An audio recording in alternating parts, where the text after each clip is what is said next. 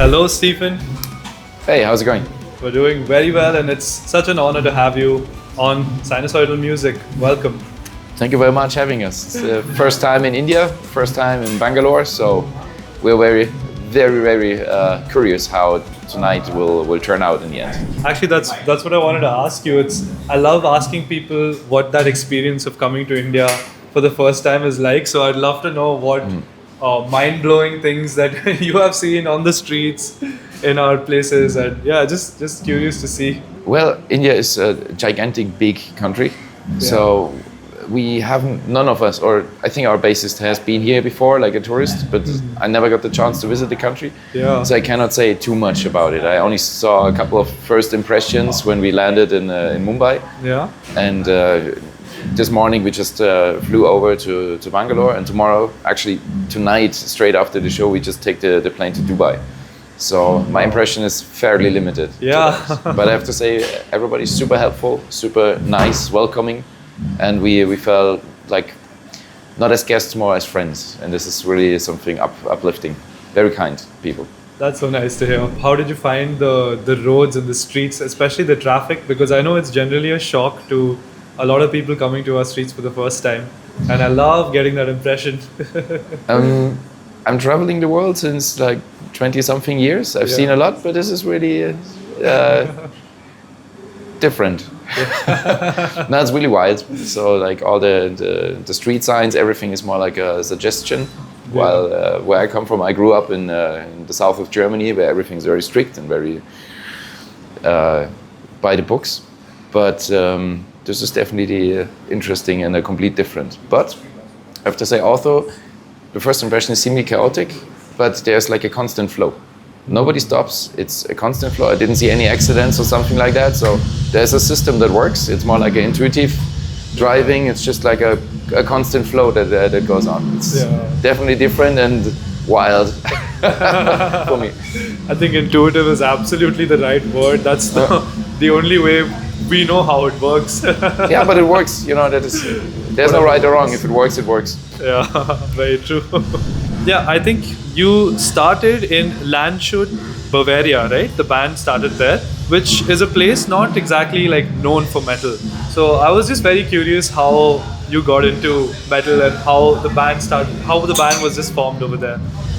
Landshut is the city where I grew up, which is like 60 kilometers away from Munich. So basically an hour by car away. So most of the shows we visited back then were in Munich downtown, and it's a city where you can visit like a show a day, basically. Wow. It's really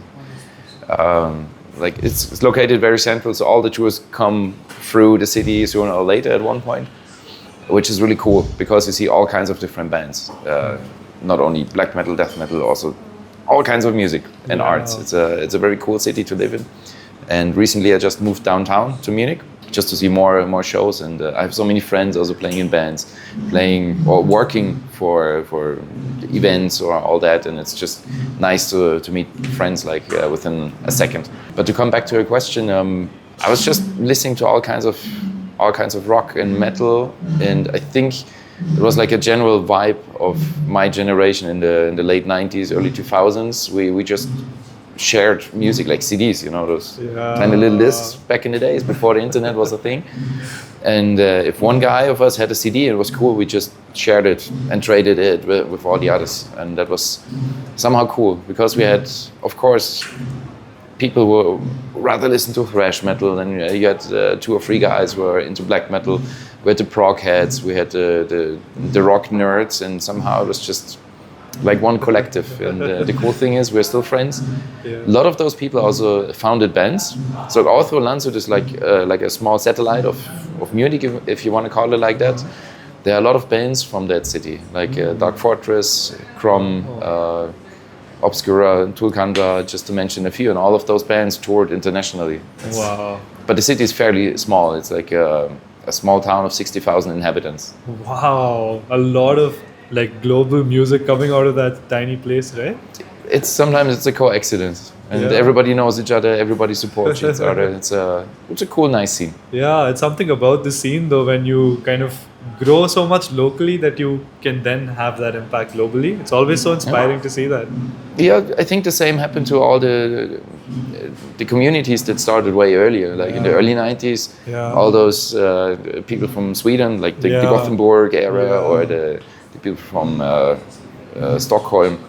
Same with like Florida. Somehow it's just a community. There's nothing So planned. true.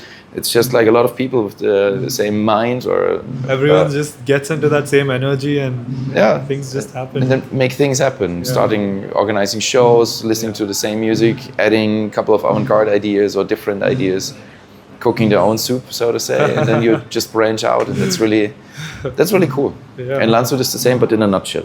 Yeah, nice. So tell us a bit about songwriting. I want to know how you start generally. Do you always start with a musical idea, or sometimes do you maybe have something you've read, something you've watched, and then that you kind of build on that idea? Because it's that's hard to say, but I think with all albums and songs we delivered, there was first the music, then the lyrics.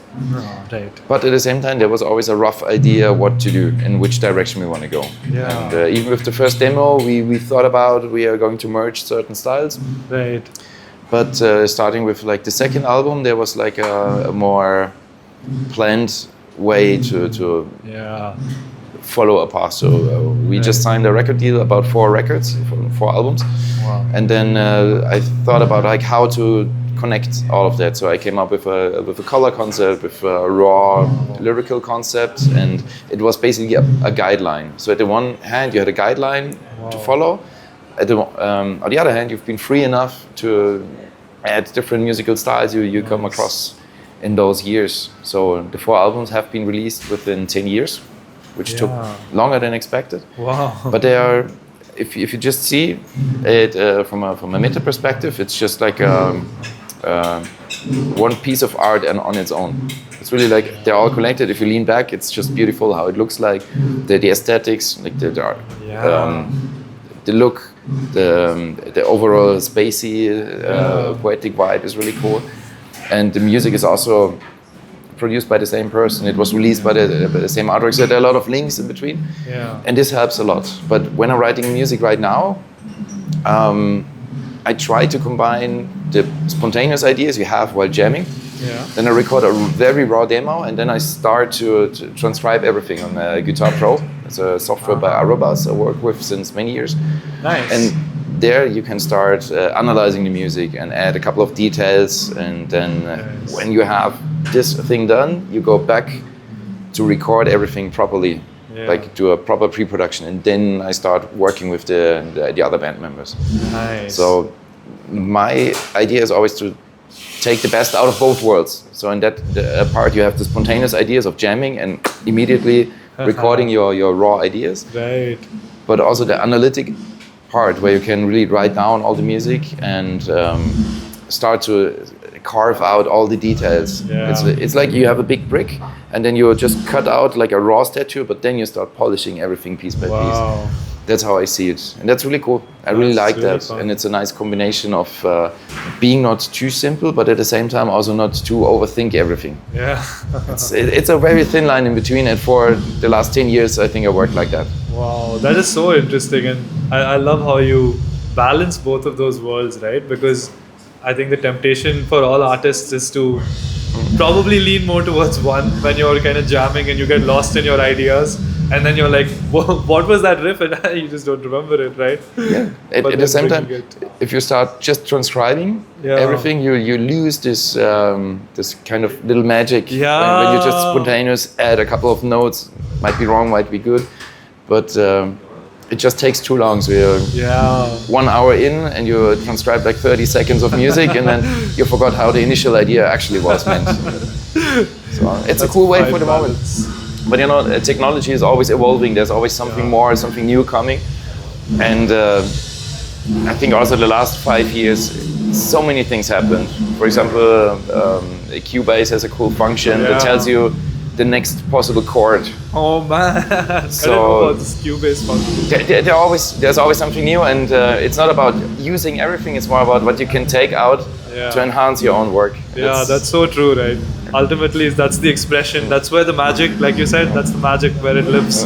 And that never stops. So I think even if you would do an interview in 20 years from now, I would tell you the same story. Like, in a gap of in spaces of 4 or 5 years, you have those waves of new innovations. Wow. And then you take something out of it. Yeah, that's so epic. I'm also so curious about the guidelines. Yeah. I don't think I've ever...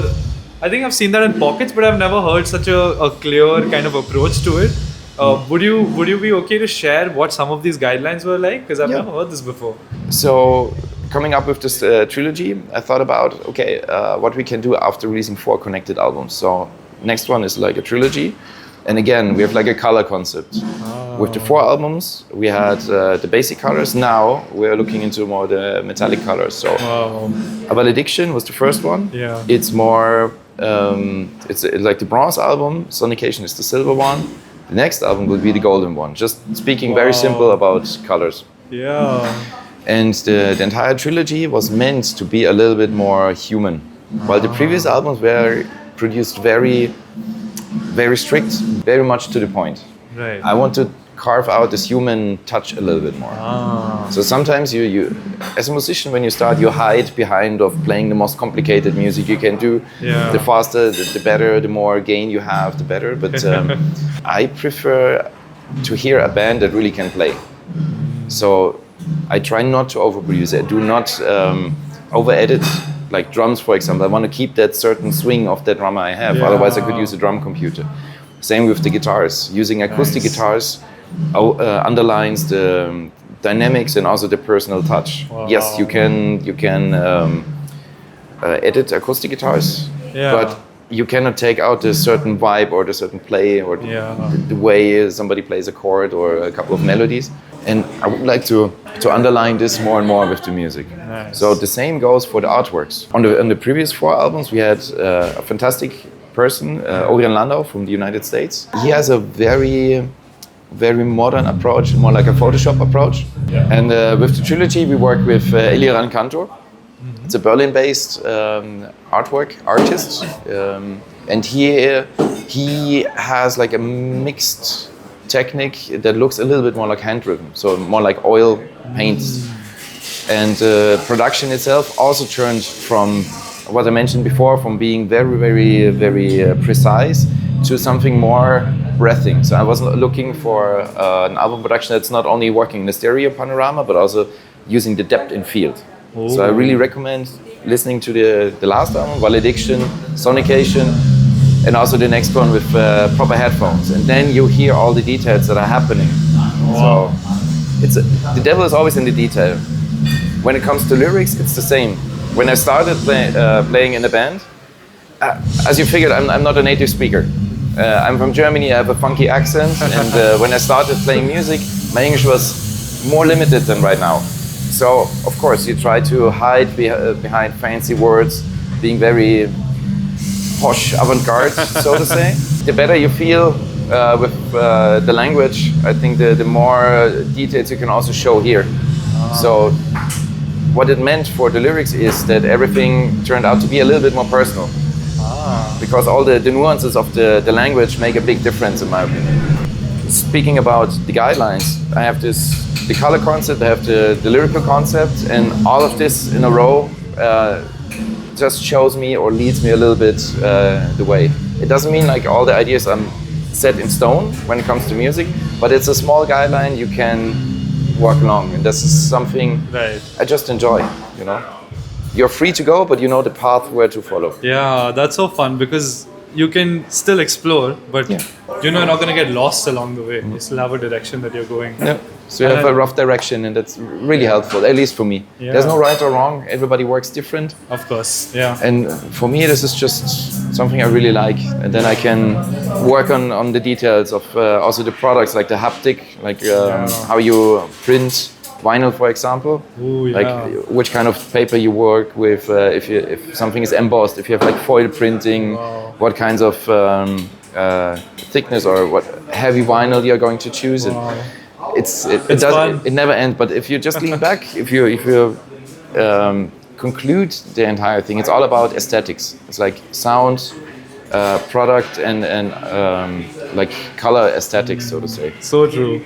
And speaking of aesthetics, it's so tough for me to choose between A Valediction and A Sonication, like the album art, what is better. But I think A Sonication just does something to me when I look at it. The visual itself is just like emotionally striking, and I just loved it. I don't know how you guys came up with it. It feels like the painting of Kronos almost. It feels like that, but it also feels like, I don't know, something like umbilical, I want to say. I think I saw that in your video as well. The final artwork was done by Eliran Kantor, but how he captured the entire idea was really cool. Yeah. Because those lyrics are basically built in several layers. You always have this personal approach, but also like a universal approach. And a sonication, when it comes to physics, means like moving particles with sound. Yeah. But at the same time, sound can make you as a person think a little bit different. So if you have a really bad day, if you wake up, like we say, you stay up with the wrong foot, like this day is cooked, and you listen to, I don't know, 2-3 songs of your favorite band, and maybe your mood shifts. So it can change. That is something. So cool. And the physical part is kind of obvious. What you can do with audio waves, it's a very nerdy, but at the same time kind of poetic idea. Yeah. And Eliran, he just brought the entire thing to life with his artwork. He's a really talented, very nice person to work with. And we also shared a couple of ideas for the golden one already. So this is next then. Yeah. Are we going to expect the next part of the trilogy anytime soon? Nah, for A Sonication, we have a touring schedule until 2028. Okay. Oh, right. Sun Eater 2 goes on till... This is laid out. So we are here at the Sun Eater tour in Asia. And I think it's the longest run we ever did in this part of the world. But there are more tours coming. Like we announced Australia, we announced Mexico, we announced Europe and UK. And there's more laid out to be announced soon. And when all this is done, the next album will occur. But also here there's a devil in the detail. There's a little Easter egg a lot of people did not realize yet. The new album, A Sonication, has 8 songs. And every song gets their own artwork and their own tour and their own video clip. So this is the Sun Eater tour. So the Sun Eater song is also part of the album. We did Stardust already, we did the Silver Linings tour, with the Even Fall tour. Means in return, there are more to come. That is so cool. And also the artworks are all done by the same person. Every tour has their own visual identity, and this is something I really like. But I'm not the only one. There are so many bands who have the same idea, but they look completely different. Yeah. For example, a band I really admire is Between the Buried and Me. If you're familiar with that, it's more like, they are also very proggy, but more on a prog rock, right, with a slight metalcore, hardcore identity. I think that's from the root. But all the artworks they release, all the tiny little merchandise items, everything is completely thought through. And I really admire bands who do that. Yeah, to really create a universe of like a world. That's what you're doing, right? You're creating a story, you're creating a little universe, you're bringing people into that. I really admire that. And there are many bands out there. Yeah. And it's so fun. Very cool, yeah. Is there an arc or a story that you're building throughout all 3, A Valediction, A Sonication, and whatever the third one will be? Like, do you have that story in mind, or is it something you're gonna explore? Yeah, pretty much. So A Valediction was the first of the 3. That was basically a farewell album. A farewell to all the past, but also in the personal life. Sonication, just in a few words, is it's a very introverted album. It's more about self-consciousness. That's also why the album has more like a reversed feeling. It's not a very loud-speaking album. It's more something you listen to. It's a little bit more fragile than the work before. Right. And the next one is more like something in the direction of a revelation, like being newborn or something. So you have the circle closed again. Wow, that's so cool. But I'm still working on those ideas. But this is more or less the direction I want to go to. Awesome. So you've been with Alexander Krull for a while now, right? And how has the approach evolved in terms of going to the studio, like over all the albums that you've done? How has that changed? I'm doing this since 24 years, almost 25 years, and with every album, from the first demo to the last one, you learn something new. Yeah. And you mentioned Alex Krull. That was the first real album production we did. That was in 2004. It's like 22 years ago when we've been teenagers. We've been greenhorns.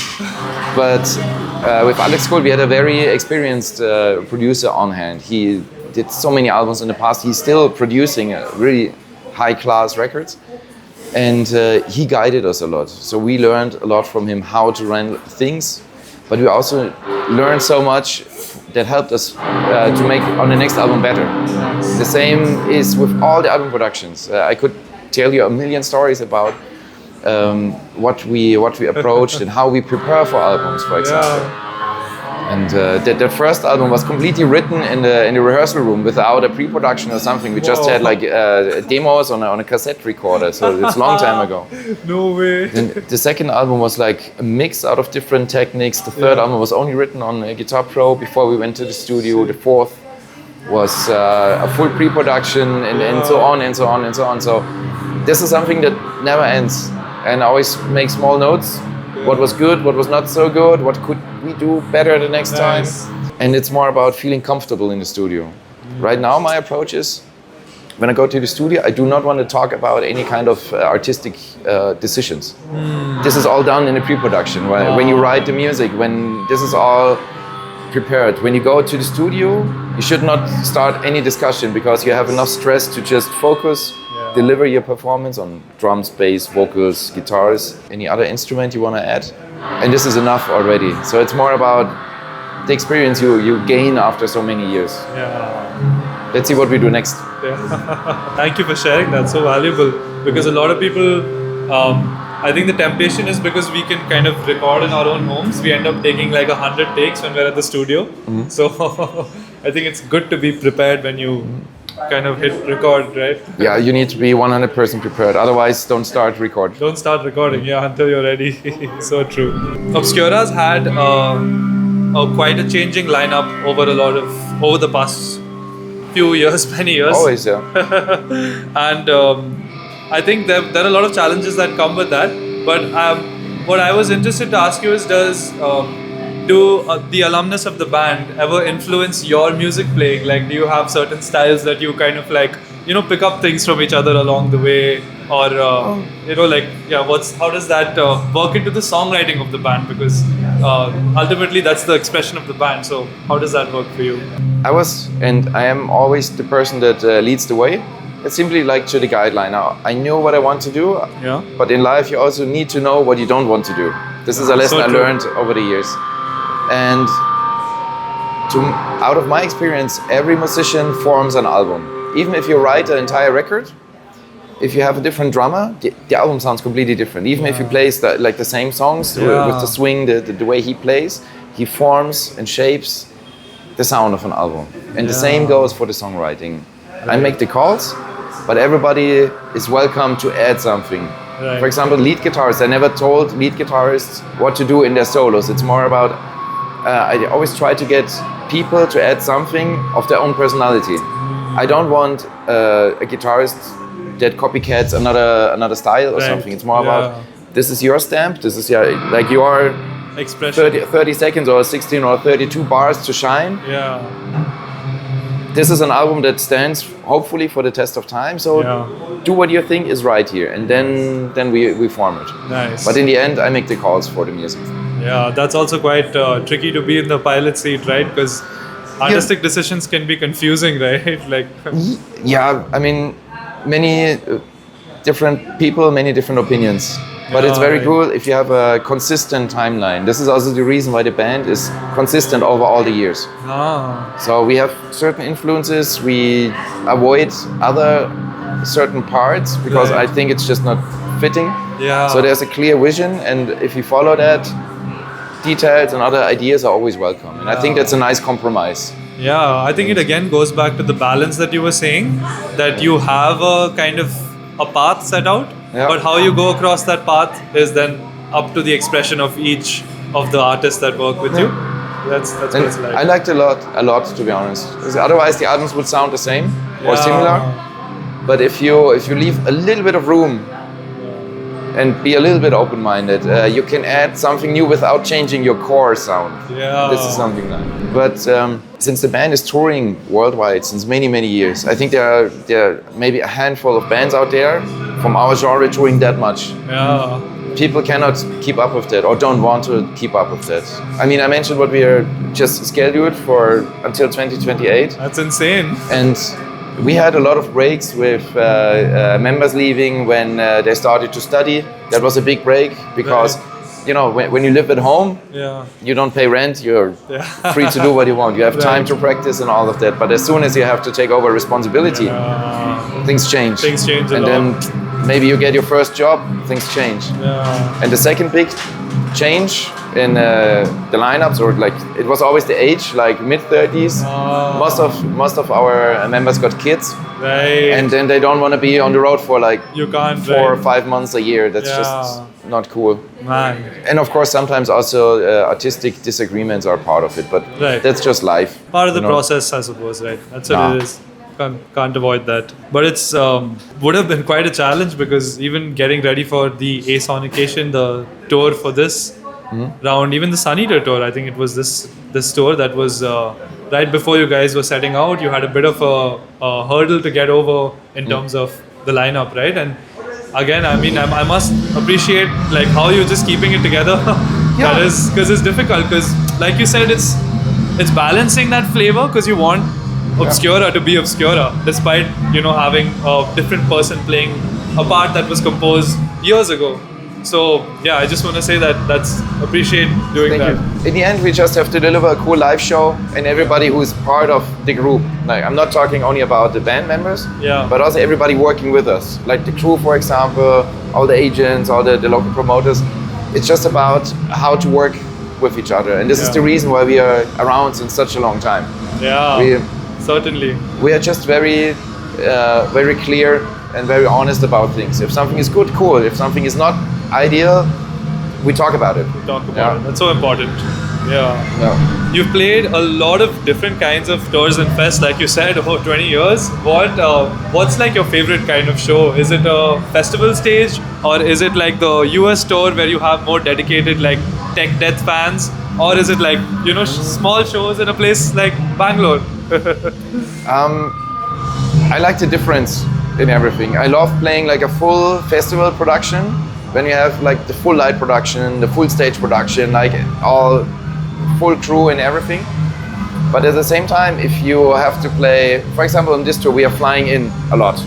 That means we cannot bring everything we have. You have to make compromises. And sometimes you play in a smaller venue and you just have to shine as a band. And if you just cut out everything you can hide before, like a light show, like I don't know, fog machines or stage props and all, if all of this is gone, and as a band you play in a small venue where everything is packed and you still deliver and you get the people, then you know that you're a good band.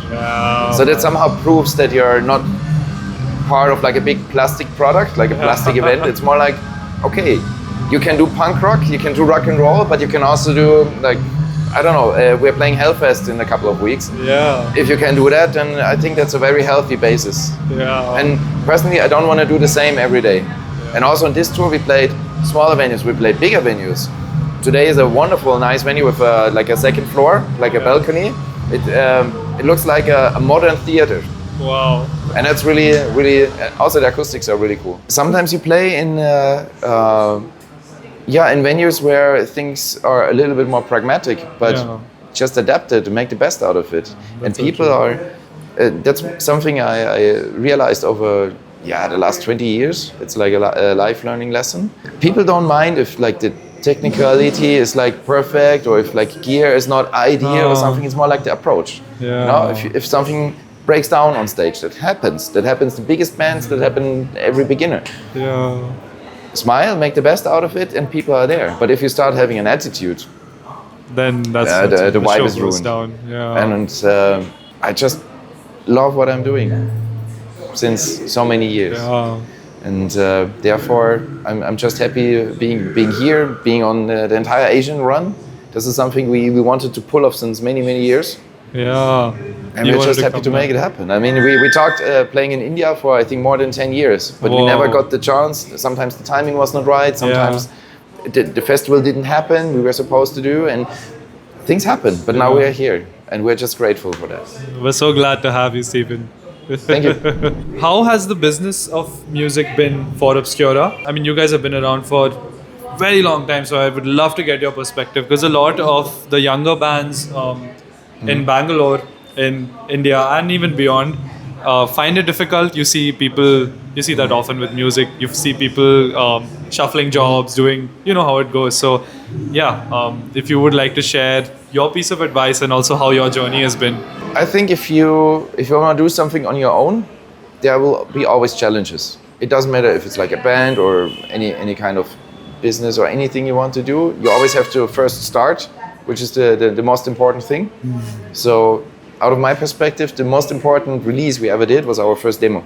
Because without the demo, none of the other albums would have been released. So starting something and keep going and never give up when there are obstacles on the road.